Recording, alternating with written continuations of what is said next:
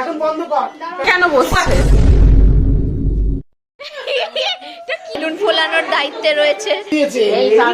এটা এমনি সানগ্লাস। চোখ তুলে দেখো না কে এসেছে। হ্যালো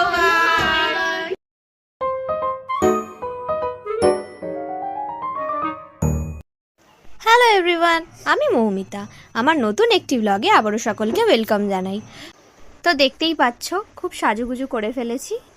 তো সেই দিন ছিল দিদির জন্মদিন, তাই আমি, আমার মা, দিদি সবাই মিলে সপরিবারে চলে গেছিলাম দিদির জন্মদিনে। তো দিদির জন্মদিনটা এবার দিদির শ্বশুরবাড়িতেই হয়েছিল। দিদির শ্বশুরবাড়ি হলো দমদম। তো আমরা ওই 4টে-5টার দিক করে ক্যাব বুক করে সকলে মিলে বেরিয়ে পড়েছিলাম দিদির বাড়ির উদ্দেশ্যে। প্রথমে ভেবেছিলাম মেট্রো করেই চলো যাওয়া যাক, কিন্তু সকলে সাজতে গুজতে আর রেডি হতে হতে এত টাইম লেগে গেল যে আর লাস্টে ক্যাবই ভরসা হলো। তো দেখতেই পাচ্ছ বৃষ্টি ভেজা একটা মেঘলা ওয়েদার ছিল সেদিনকে। টিপ টিপ করে বৃষ্টি ঝিরিঝিরি পড়েই চলেছিল। তো তার মধ্যেই আমরা সকলে ডিসাইড করি, ঠিক আছে এখন এত যখন দেরি হয়েই গেছে আর তাহলে আর বাসে বা মেট্রোতে গিয়ে লাভ নেই, তো গাড়ি বুক করেই যাওয়া যাক। তাই সকলে মিলে সেজে গুজে কোনো রকমভাবে তাড়াহুড়ো করে শেষ পর্যন্ত আমরা বেরিয়ে পড়েছিলাম। তো যাওয়ার পথে দেখতেই পাচ্ছ এই যে যাচ্ছি, পুজোর সমস্ত প্যান্ডেল হচ্ছে। তো বেশ ভালোই লাগছিল এইভাবে প্যান্ডেল দেখতে দেখতে যেতে, যে পুজো এসেই গেছে প্রায়। তারপর এভাবেই যাচ্ছিলাম, যেতে যেতে প্রায় 1 ঘন্টা মতো সময় লাগলো। তারপর 1 ঘন্টা পর আমরা শেষ পর্যন্ত পৌঁছালাম আমাদের গন্তব্যস্থল, অর্থাৎ আমার দিদির বাড়ি। তো চলো যাওয়া যাক দিদির বাড়িতে। তো দিদির বাড়িটা ছিল ফার্স্ট ফ্লোরে।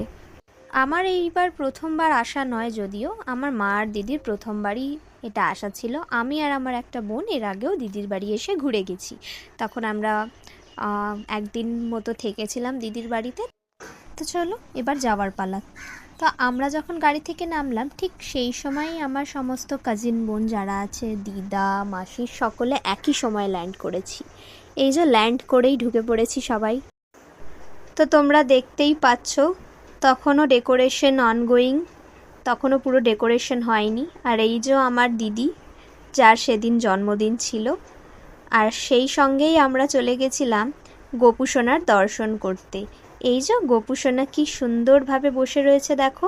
এই যে আমার ছোট বোন শেষমেশ এসে বেলুন ফোলানোর দায়িত্বে রয়েছে, সোয়াগ নিয়ে বেলুন ফোলাচ্ছে, আর আমার আরেকটা বোন সোয়াগ নিয়ে দেখছে। তো শেষ পর্যন্ত আমাকেও সেই বেলুন ফোলানোর দায়িত্বই দেওয়া হলো। তারপর আমরা সকলে মিলে